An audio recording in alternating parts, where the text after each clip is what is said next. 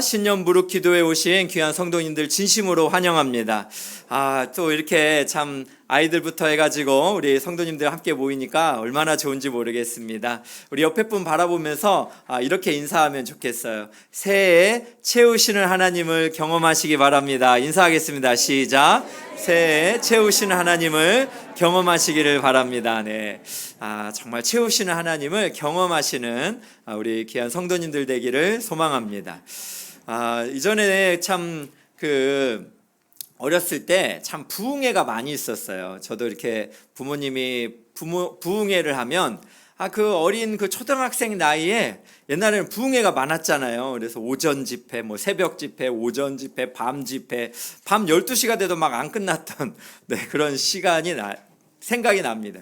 졸다가 듣다가 언제 끝나나 막 그랬던 그 시간이 나는데 또 되돌아보면 그때가 참 영적인 좋은 추억이었다라는 생각이 들어요. 오늘 이렇게 보니까 아이들도 와 있는 것이 너무나 반갑습니다. 우리 다음 주에는 우리가 또 본당에서 함께 모이는데 여러분 귀한 자녀들도 함께 이렇게 데리고 와서 또 하나님의 채우심의 은혜를 경험하는 그런 시간이 되면 너무나 좋겠습니다. 이번 신년 무릎 기도회는 여러분 들어오시면서 받으셨죠? Back to the Basic이라고 여러분 기본기가 중요합니다. 말씀의 기본, 기도의 기본 엄청나게 중요합니다. 그래서 새로운 24년도에는 우리가 이 기본기를 아주 잘 다지는 그런 시간이 되면 참 좋겠습니다. 그래서 여러분 다음 주에는 8시에 시작합니다. 오늘은 이곳에서 하다 보니까 10분에 시작하는 걸로 우리가 좀 착각하신 그런 경우가 좀 있어가지고 좀 죄송하게 8시 10분에 시작을 했습니다. 그러나 다음 주에는 8시 정각에 찬양이 시작되니까요. 기억하셔서 오시면 되겠고요. 다음 주에는 우리 전에 김지찬 교수님이라고 총신대학교 대학원에서 구약학 교수로 그렇게 역임하셨던 귀한 또 강사님을 어렵게 모셨습니다. 여러분 귀한 말씀의 집회가 될 줄로 믿습니다. 많이 참여하셔서 그 말씀의 은혜로 새해를 여시는 여러분 모두가 되기를 주님의 이름으로 축복합니다. 그런 마음으로 오늘 이렇게 주신 말씀 먼저 우리 첫째 날 한번 보도록 하겠습니다. 오늘 말씀은 열왕기하 4장 1절에서 7절까지 말씀입니다. 열왕기하 4장 1절에서 7절입니다. 저와 여러분이 한 절씩 읽겠습니다. 선지자의 제자들의 아내 중에 한 여인이 엘리사에게 부르짖어 이르되 당신의 종 나의 남편이 이미 죽었는데 당신의 종이 여호와를 경외한 줄은 당신이 아시는 바니이다. 이제 빚준 사람이 와서 나의 두 아이를 데려가 그의 종을 삼고자 하나이다 하니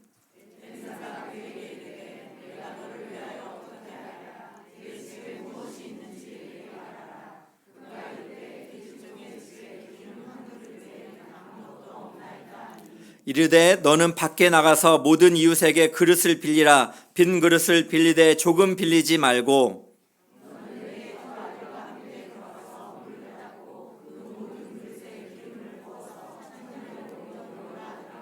여인이 물러가서 그의 두 아들과 함께 문을 닫은 후에 그들은 그릇을 그에게로 가져오고 그는 부었더니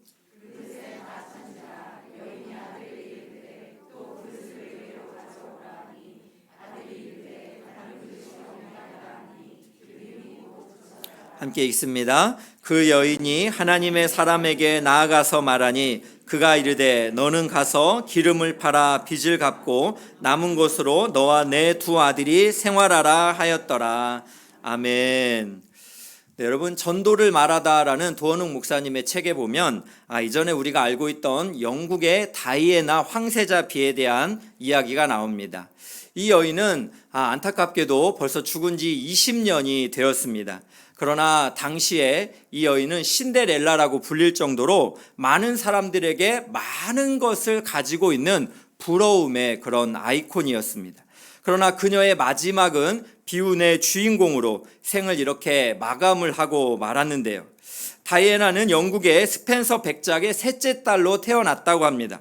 그러나 6살이 되었을 때 어머니가 어느 사업가와 함께 그렇게 떠나버리는 바람에 그녀의 목마름은 이 심리학자들로 이야기를 해본다면 그녀의 목마름은 이때부터 매우 강력하게 시작이 되었을 것이다 라고 이야기를 합니다. 어머님에게 버림받은 분노와 상처는 이 다이애나에게는 무엇으로도 채워지지가 않는 목마른 사람이 되게 하였다라는 것입니다. 찰스 황태자와 결혼을 했지만 이 찰스 황태자가 다른 여인과 만나게 된다는 것을 알게 되자 이 다이애나는 더 큰 충격을 갖고 내면의 고독은 더 깊어졌고 이 목마름을 채우고자 그녀는 대리 만족을 이렇게 찾아다니기 시작했다고 합니다. 그래서 그녀는요, 머리를 손질하는데 $5,400가 들었대요. 와, 머리 손질에. 어마어마하죠. 몸매 관리와 의상 구입에 연간 $87만 사용했대요. 예, 어느 정도인지. 네. 예. 그러나 그녀의 공허함은 채워지지가 않았다 합니다.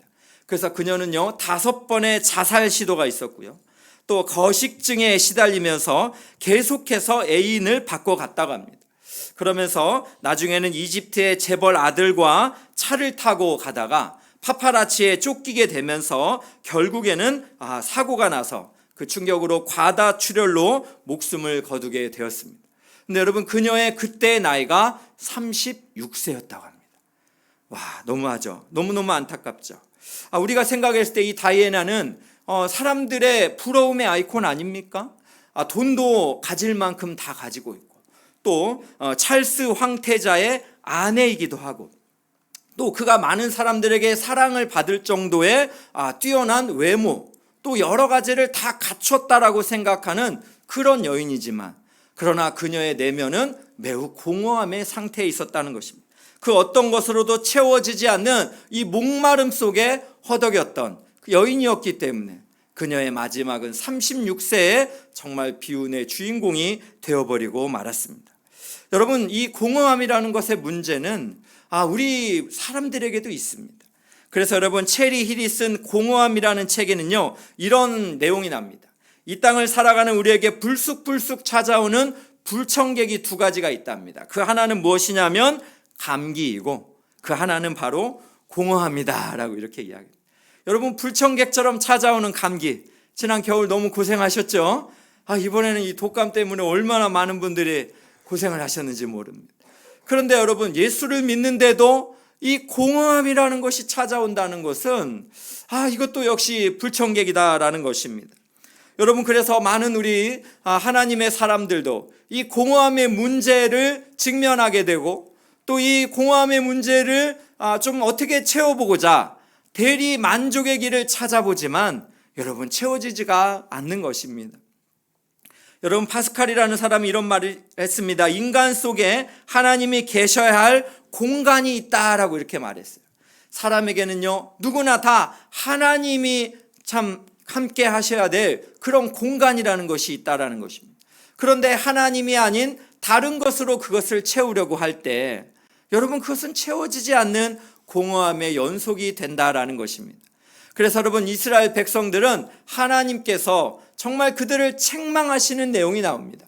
그래서 바로 하나님이 아닌 다른 것에서 대리 만족, 또 자신의 구원을 얻으려고 했기 때문에 그렇습니다. 그래서 여러분, 예레미야서 2장 13절을 보면 이렇게 말합니다. 내 백성이 2가지 악을 행하였나니 곧 그들이 생수의 근원되는 나를 버린 것과 스스로 웅덩이를 판 것인데 그것은 그 물을 가두지 못할 터진 웅덩이들이니라 라고 말씀하고 있습니다. 여러분, 이스라엘의 죄악은 무엇이었습니까? 하나님, 생수의 근원이 되는 하나님을 버려버린 것, 그리고 스스로 만족함을 찾고자 웅덩이를 팠지만 얼마나 쓸데없는, 물을 가둘 수도 없는 터진 웅덩이에 그들의 공허함을 채우려고 했기 때문에 너무나 어리석은 모습이었다라는 것입니다. 여러분, 우리는 오늘 이 공허함의 문제에 대해서 좀 깊이 생각을 해보고 싶습니다.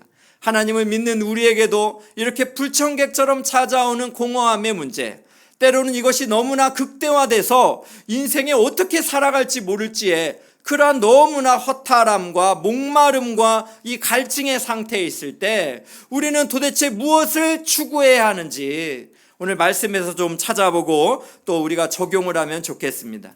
여러분, 오늘 본문에 나오는 이 여인은 너무나 참 허탈한 텅 빈 인생과 같은 아픔의 여인입니다. 이 여인의 아픔의 문제를 오늘 1절에서 분명히 말하는데 한번 보겠습니다. 선지자의 제자들의 아내 중에 한 여인이 엘리사에게 부르짖어 이르되 당신의 종 나의 남편이 이미 죽었는데 당신의 종이 여호와를 경외한 줄은 당신이 아시는 바니이다. 이제 빚준 사람이 와서 나의 두 아이를 데려가 그의 종을 삼고자 하나이다 라고 말하고 있어요. 이 여인이 엘리사에게 와서 자기에게 지금 큰 위기가 닥쳤다라는 겁니다. 자기에게는 너무나 어쩔 수 없는 인생의 절망이 경험되어지고 있다라는 것입니다. 그게 제가 보니까요, 세 가지의 위기와 아픔이 있어요. 첫 번째는 삶의 위기입니다. 그것은 무엇입니까? 사랑하는 남편을 잃었다라는 거예요. 바로 상실의 아픔을 경험하고 있는 여인입니다. 여러분, 이전에 가정사역을 이렇게 하면서 배우자를 잃었을 때가 우리 사람이 살면서 가장 극도의 스트레스, 극도의 절망감에 빠진다라는 이런 통계를 본 적이 있습니다. 여러분, 그렇다면 이 여인이 정말 하나님을 믿는 선지자의 제자가 그의 남편이지 않습니까? 엘리사의 제자, 하나님을 경외하는 이 남편이 세상을 떠나버렸으니 여러분, 이 상실의 아픔은 얼마나 컸겠습니까? 또 이 여인에게 있었던 두 번째 이 위기는 무엇입니까? 사랑하는 사람을 떠나보내야 하는 위기에 처해 있어요.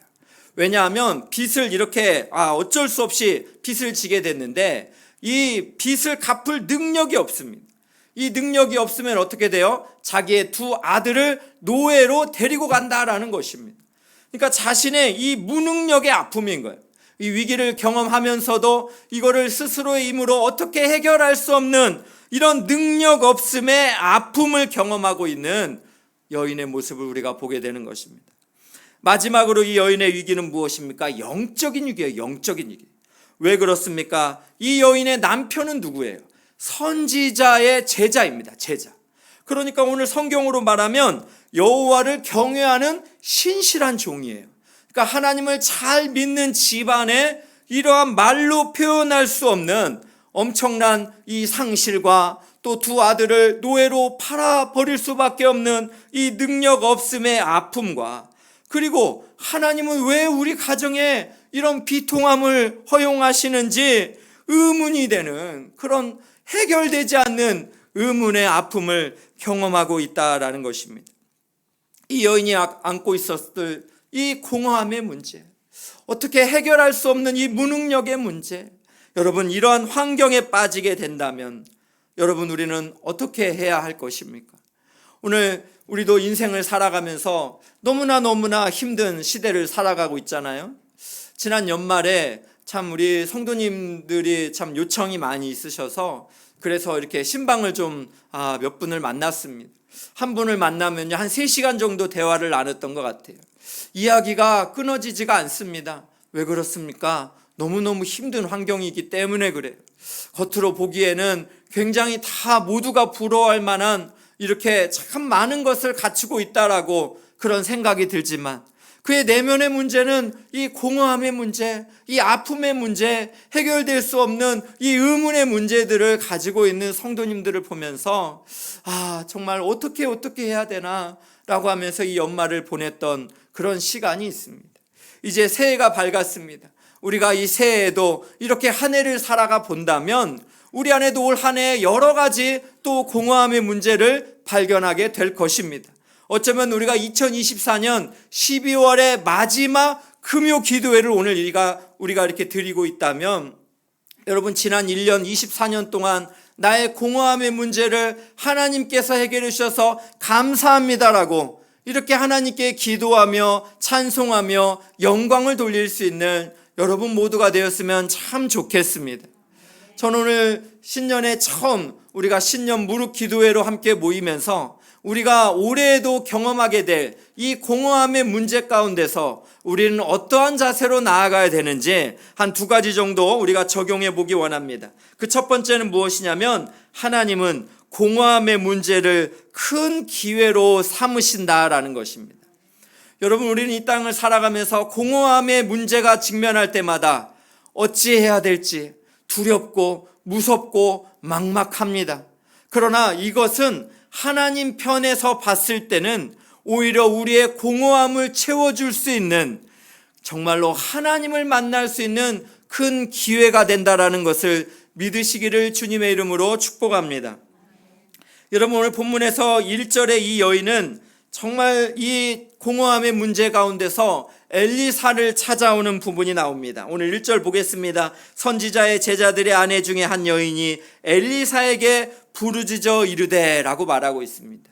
여러분, 엘리사는 본문에서 하나님의 사람이다 라고 이렇게 표현을 합니다. 이 여인이 하나님의 사람에게 나왔다라는 것은 하나님에게 묻고자 했던 구약시대의 특별한 계시를 전했던, 즉 하나님 앞에 나온 것과 같은 것입니다. 그런데 이 여인이 엘리사에게 왔는데 어떻게 했다고요? 부르짖었다라고 말하고 있어요.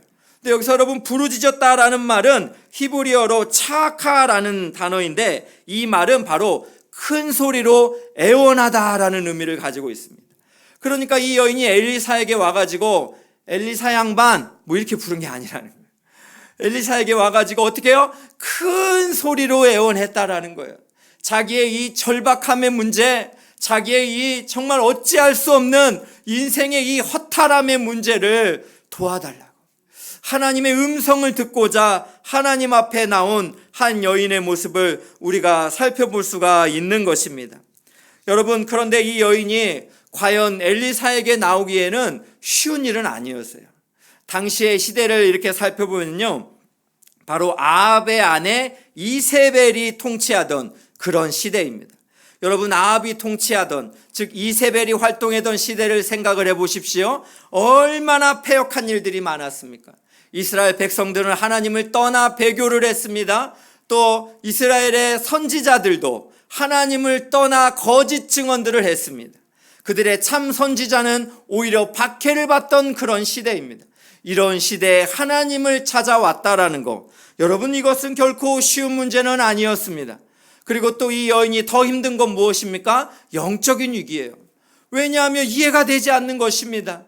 사랑하는 신실한 남편을 하나님이 왜 데려갔는지, 왜 우리 가정이 이 두 아들을 지금 노예로 보내야 되는 이러한 절박한 환경에 놓이게 됐는지 도무지 이해가 되지 않는 이러한 환경에 한 가닥 희망으로 지금 하나님의 사람 엘리사에게 찾아왔다라는 것입니다.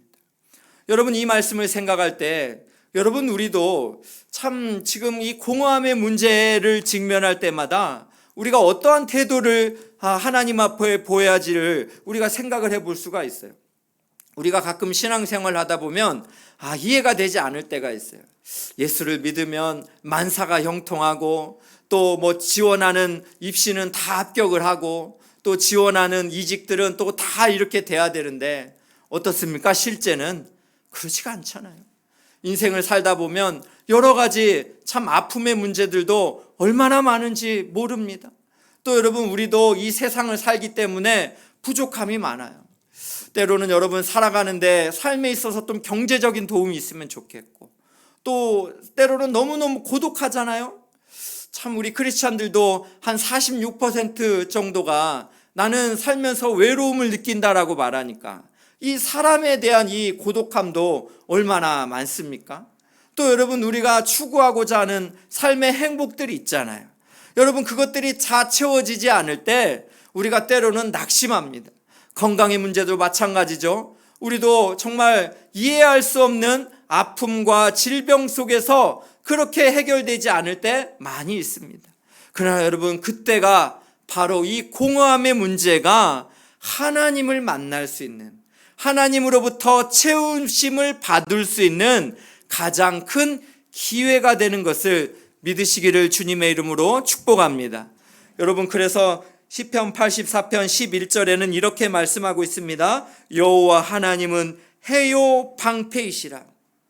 여기서 해는 무엇을 이야기합니까? 이 땅의 동식물들에게 에너지를 공급하는 존재가 바로 해 아닙니까? 그런데 지금 하나님을 누구로 비유한 거예요? 여호와 하나님은 해가 되신다, 또 방패가 되신다는 것입니다. 그래서 여호와께서는 은혜와 영화를 주시며 정직하게 행하는 자에게 좋은 것을 아끼지 아니할 것입니다 라고 말씀하셨어요.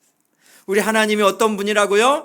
해처럼 공급하시는 하나님이신 줄로 믿으시기를 축복합니다. 여러분, 우리의 공허함의 문제, 한 해를 시작하면서 여러분, 우리가 기도해야 될, 또 채워져야 될 일들이 얼마나 많습니까? 다른 것으로 대리만족하고 다른 것에서 우리가 소망을 두지 말고 구하는 자에게 좋은 것을 주시는 우리 아버지, 그분에게 간구하심으로 하나님의 풍성한 채우심을 경험하시기를 예수님의 이름으로 축복합니다.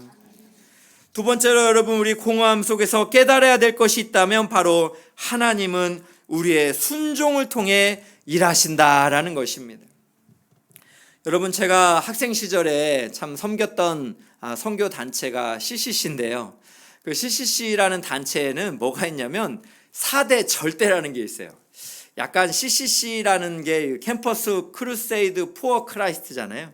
그러니까 예수를 위한 캠퍼스의 군사 뭐 이럽니다. 그러니까 약간 군대적인 개념이 많아요. 그러니까 4대 절대가 있는데 그게 뭐냐면 절대 신뢰, 절대 헌신, 절대 행동, 그리고 마지막이 절대 순종입니다. 어때요? 좀 매력 있어요? 별로 겁나요? 네. 그래서 학생 시절에는 이 4대 절대 외치면 막 절대 신뢰 막 이랬어요. 막 절대 헌신, 절대 행동, 절대 순종 막 이렇게 살았던 그 시절이 참 너무 그립습니다. 우리도 한번 해볼까요? 네. 네. 그런데 오늘 제가 이 말씀을 보면서 이 참 신뢰와 헌신과 행동과 이 순종이라는 거 참 결코 쉬운 것은 아니다라는 생각이 들었습니다. 그러나 우리가 믿음을 가지고 있다면 우리도 하나님 앞에서 이렇게 하나님이 기뻐하시는 순종의 삶을 살 수 있지 않을까라는 생각이 참 많이 들었습니다. 여러분, 오늘 본문을 이렇게 살펴보다 보면 하나님께서 지금 이 절박함에, 이 공허함의 문제에 있는 여인을 어떻게 채우시는가라는 것을 우리가 한번 좀 적용을 해볼 필요가 있습니다. 이제 엘리사가 이 여인에게 묻습니다. 너의 집에 무엇이 있는지 내게 말을 해봐라. 너희 집안에는 도대체 가진 게 뭐냐라고 물었습니다. 그때 여인이 말합니다. 우리 집에는 너무나 가난해서 기름 한 그릇 외에는 아무것도 없습니다. 이렇게 말합니다. 여러분, 기름 한 그릇이 이 여인의 가정의 전 재산이었다라는 것입니다. 당시에 이 기름이라는 것은요, 요리와 치료에 이렇게 중요하게 쓰였습니다. 그래서 이 기름을 가지고 있으면 밖에다가 팔아서 생활을 유지하는데 매우 유익했습니다. 그런데 이제는 한 그릇의 기름밖에 남지 않았다고 하니까 이 여인의 이 절박함, 또 이 가정의 이 텅 빈 경제적인 현실을 우리가 직감할 수가 있는 것입니다. 그런데 이 여인을 향해서 엘리사는 좀 무리한 요구를 합니다. 그게 바로 오늘 3절 4절인데 한번 보겠습니다. 이르되 너는 밖에 나가서 모든 이웃에게 그릇을 빌리라. 빈 그릇을 빌리되 조금 빌리지 말고 너는 내 두 아들과 함께 들어가서 문을 닫고 그 모든 그릇에 기름을 부어서 차는 대로 옮겨 놓으라 라고 이렇게 말을 하고 있습니다. 지금 뭘 하라는 거예요? 이 여인에게 기름을 빌려라 하는 게 아니고요. 오늘 3절을 다시 보여주시면 그릇을 빌리래요. 기름을 빌리는 게 더 쉬울 것 같은데 기름을 담을 그릇을 빌리라라는 거죠. 이해가 되지 않습니다. 또 무엇입니까? 이 그릇을 빌리는데 한두 개, 조금 빌리지 말고 할 수 있는 대로 많이 빌리라는 것입니다. 아들과 함께. 또 아들은 과연 이 어머니의 말에 순종하며 따르기가 쉬운 일입니까? 또 지금 무슨 또 말을 전했습니까? 문을 닫으래요. 문을 열어놓는 게 아니라 문을 닫아놓고 빌려놓은 그릇에 이 한 그릇의 기름을 이렇게 부으면서 차는 대로 옮겨 놓으라라는 거예요. 그러니까 여러분, 문을 열어놓다라는 것은 외부로부터 뭔가 기름을 가져와서 빈 그릇에 채우라가 아니라 문을 닫으라라는 것은 이 기름이 지금 방 안에서 바로 하나님에 의하여서 빈 그릇들이 계속해서 기름으로 채워질 것을 믿으라라는 이런 순종의 요구입니다. 여러분이 과연 이러한 요구를 이렇게 하나님의 사람에게 받았다면 여러분, 이게 이해가 됩니까? 지금 선지자님 무슨 말씀을 하시는 거예요? 이게 지금 말이 되는 이야기를 하셔야죠. 기름을 많이 빌려다가 그것을 내다 팔아서 생활을 연명하라. 이러면 내가 좀 아멘하고 순종하겠는데, 지금 이성의 한계를 초월한 거잖아요. 빈 그릇을 빌리라. 그것도 많이 빌리라. 그것도 문을 닫고 이 한 그릇의 기름을 계속해서 채워가라. 이거를 지금 순종하면서 걸어가라니 여러분 결코 쉬운 문제는 아니었을 것입니다. 여러분 참 올해도 우리가 이 공허함의 문제를 직면할 때에 하나님이 우리에게 명령하시는 일들이 많이 있을 것입니다. 그때마다 이게 도대체 이해가 안 될 거예요. 지금 내가 지금 열심히 고3으로 시험 공부를 해야 되는데 수련회를 가서 수련회에서 예배를 드리라고요? 와, 이건 말도 안 돼요. 네. 내가 지금 사람들을 많이 미팅을 해가지고 사업을 더 확장을 해야 되는데 그것을 멈추고 신년 무릎 기도회에 가서 주여 하고 기도하라고요?